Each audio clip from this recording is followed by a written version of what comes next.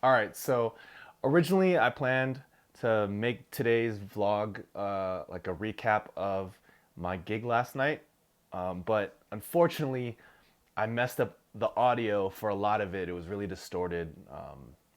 Yeah, it just didn't come out really well. So instead, I'll actually tell a story from last night's gig. Um, it's actually pretty interesting and something that you come across in the spots that I DJ, like bigger clubs with spenders, tables or bottle service clubs, I guess. Last night there was I think they just got married, but this group bought a table, and they ended up spending like 5 figures plus at the table at the club. So of course, I shouldn't say of course, but during the course of the night, um, I think he was the groom.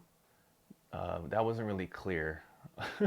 But security came up, was like, "Hey, we have a big spending table. They're wondering if you can play a song. I think it was a Young Ma Ooh, which is random, but whatever." Um, Told me the situation. I was like, "All right, sure, I'll get to it." And I guess this is kind of about requests. Now, at that point, I didn't get any money for the request. Usually, well, sometimes I'll ask for cash for requests, just to see how serious they are about hearing the song they want to hear. I think it's fair. That's another discussion. But so because he spent the money in the club, I decided, sure, I'll fit it in the mix. So I ended up playing it maybe 5-10 minutes later. Got it off. About an hour later, the groomsmen and two of his friends come into the booth. Now the booth at the spot I play on Saturdays, We All Scream in downtown. The actual DJ booth is inside of a real ice cream truck that they converted and made into a DJ booth. Super dope.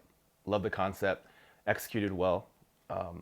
So this guy climbs into the truck. Security brings him over, tells me that this is the guy. Comes into the truck. He's like, "Hey man, yo, thanks for playing my song." I'm like, no problem, man. Thank you for coming by. I hope you guys are having a good time.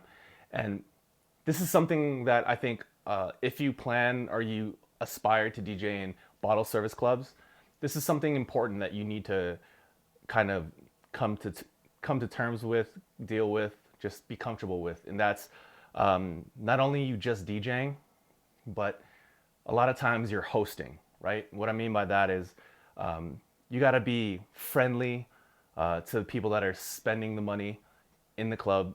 You know, just like I was told, he dropped a bunch of cash, played his request, no problem. Came into the booth, was told that this is the guy. Super friendly, you know, just asking questions, just being like personable. And I know there's some DJs out there that don't want to be, you know, bothered by that stuff and just want to focus on the art of rocking the party. And that's fine and all. But if you aspire to play these bigger clubs, you know, you have to be okay with the fact that you're gonna have to host. You're gonna have to, you know, be friendly to these people because at the end of the day, them spending the money is what's paying for the venue, and in turn paying your rate, your salary, if you want to call it that, for the night. So the way that I think about it is that, you know, if they're taking their time and their money to spend at the club and enjoy themselves, the least I can do is be friendly with them, at least at the beginning, right? Now, I've ran into people that are total jerks, but you don't know that until, or even entitled, but you don't know that until that first initial contact and you know, kind of feel it out. Luckily, this guy was really nice. He was just having a good time. You know, he just wanted to be in the DJ booth. He wanted his friends to like take videos and photos, whatever the case is. My two rules with that is, they can't be there all night and they can't interrupt what is the DJing that's going on, right? So sometimes he would get a little close. I would just like lightly, brush him back a little bit, but not be rude about it and shoving, pushing and shoving, just making sure that, they're not touching the gear, they're not touching my laptop, they're not interrupting the music. And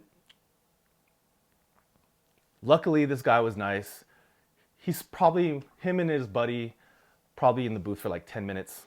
Then he brings his newlywed wife or fiance into the booth. I take the time, hey, how are you? Congratulations. And just make them feel welcome there. And because of that, because I took the time to be nice and, let them be a bigger part of the night by being in the DJ booth, he was nice enough to tip me and the other DJ out that was in the DJ booth uh, a substantial amount of money just for hanging out right in the booth. And I love that. I love the fact that he realized that he didn't have to be there.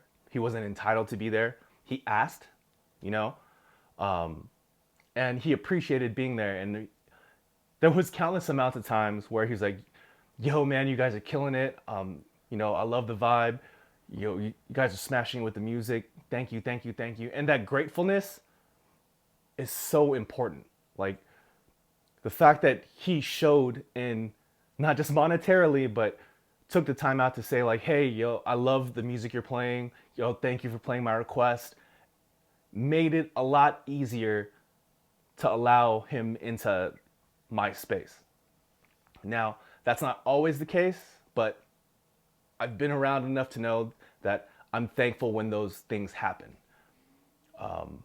So if you are DJing bottle service spots or you aspire to, just remember it's not just the music, it's not just the DJing, it's a business. This is the service industry, right? So give as nice of service as possible as long as they're not being jerks. And if they are being jerks, well, you can tell security to remove them. You can tell management, like, hey, can you get them out of here for whatever reason? And if you're working with a good team, they should take care of you and get them out of your space.